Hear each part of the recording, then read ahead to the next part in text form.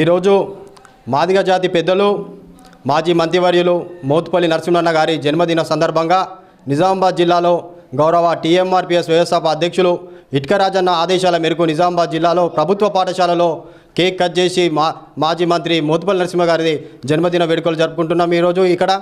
అలాగే పిల్లల దగ్గర బాలబాలికల మధ్యలో కేక్ కట్ చేసుకొని పిల్లలకు నోట్బుక్స్ పెన్సిల్ ఇవ్వడం జరిగింది.